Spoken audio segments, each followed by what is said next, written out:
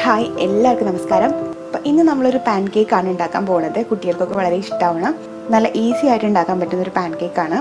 Pan cake തന്നെ ഒരുപാട് version ഉണ്ട്. എല്ലാം ഏകദേശം ഒരുപോലെയൊക്കെ തന്നെ. ഇൻഗ്രീഡിയൻസ് ചിലത് അങ്ങോട്ടും ഇങ്ങോട്ടൊക്കെ മാറ്റം ഉണ്ടാവും. അപ്പോൾ ഞാനിപ്പോൾ കാണിക്കുന്നത് സാധാരണ ഞാൻ വീട്ടിൽ എങ്ങനെയാണ് മോൾക്ക് ഉണ്ടാക്കി കൊടുക്കണമെന്നുള്ളതാണ് ഞാൻ കാണിക്കുന്നത്. നിങ്ങൾക്ക് നിങ്ങളുടേതായിട്ടുള്ള മാറ്റങ്ങളൊക്കെ വരുത്താം. സാധാരണ പാൻ കേക്ക് നമുക്ക് മിക്സ് ചെയ്യാനായിട്ട് മിക്സി ജാറിൻ്റെ ഒന്നും ആവശ്യമില്ല. പക്ഷേ ഇത് കുറച്ചും കൂടി എളുപ്പമാണ്.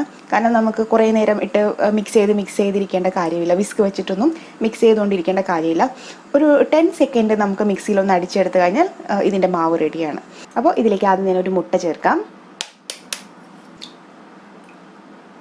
നമ്മുടെ മധുരത്തിന് ആവശ്യത്തിനുള്ള പഞ്ചസാര ചേർക്കാം. അധികം മധുരം ഇഷ്ടമില്ല എന്നുണ്ടെങ്കിൽ കുറച്ച് പഞ്ചസാര ചേർത്താൽ മതി. ഞാനിപ്പോൾ ഇതിലേക്ക് 3.5 ടേബിൾ സ്പൂൺ പഞ്ചസാരയാണ് ചേർക്കുന്നത് കേട്ടോ. ഇനി നമുക്ക് 3/4 കപ്പ് ഓൾ പർപ്പസ് ഫ്ലോർ ചേർക്കാം. ഓൾ പർപ്പസ് ഫ്ലോർ അല്ലെങ്കിൽ നിങ്ങൾക്ക് മൈദ ചേർക്കാം. ഇതിൻ്റെ ഫ്ലേവർ ഒന്ന് കൂട്ടാൻ വേണ്ടിയിട്ട് ഞാൻ ഇതിലേക്ക് ഒരു 1/4 ടീസ്പൂൺ വാനില എസൻസ് ചേർക്കുന്നുണ്ട്. അത് കംപ്ലീറ്റ്ലി ഓപ്ഷണലാണ്. അത് ചേർക്കണമെന്ന് യാതൊരു നിർബന്ധവുമില്ല. നിങ്ങൾക്ക് ഒരു ഏലക്ക ചേർത്താലും മതി, 1-2 ഏലക്ക ചേർത്താലും മതി. ഞാനിവിടെ 1/4 ടീസ്പൂൺ വാനില എസൻസ് ചേർക്കുന്നുണ്ട്. ഒരു 2 നുള്ള് ഉപ്പും കൂടി ചേർക്കാം. ഇനി നമുക്കിതിലേക്ക് പാല് ചേർക്കാം. ഞാനിവിടെ 1/2 കപ്പ് പാല് മുഴുവനായിട്ടും ചേർക്കുന്നില്ല, കുറച്ച് ഞാൻ ബാക്കി വെച്ചിട്ടുണ്ട്. കണ്ടോ, നമുക്കിതൊന്ന് അടിച്ചെടുത്തതിന് ശേഷം പോരാൻ തോന്നുകയാണെന്നുണ്ടെങ്കിൽ പിന്നെ ചേർത്ത് കൊടുക്കാം. പിന്നെ സാധാരണയായിട്ട് ബേക്കിംഗ് പൗഡർ ചേർക്കും പാൻ കേക്കിനകത്ത്.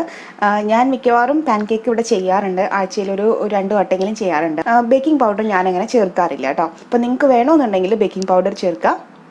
ബേക്കിംഗ് പൗഡർ ചേർക്കുമ്പോൾ നല്ല ഫ്ലഫി ആയിട്ട് ഒന്ന് പൊന്തി വരും, കാണാനൊരു ഭംഗി ഉണ്ടാവും. ബേക്കിംഗ് പൗഡർ ഇല്ലാതെ ചെയ്യുമ്പോൾ അത്രയ്ക്ക് അങ്ങോട്ട് പൊന്തി വരത്തൊന്നുമില്ല, പക്ഷേ ടേസ്റ്റൊക്കെ സെയിം തന്നെ ആയിരിക്കും കേട്ടോ.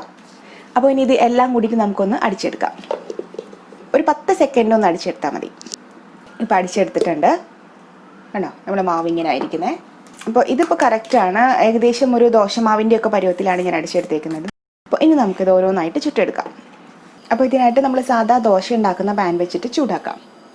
ഇരുമ്പ് ചട്ടിയൊക്കെ ആണെന്നുണ്ടെങ്കിൽ നിങ്ങൾ കുറച്ച് നെയ്യോ അല്ലെങ്കിൽ ബട്ടറോ ഒന്ന് തടവി കൊടുത്താൽ നന്നായിരിക്കും.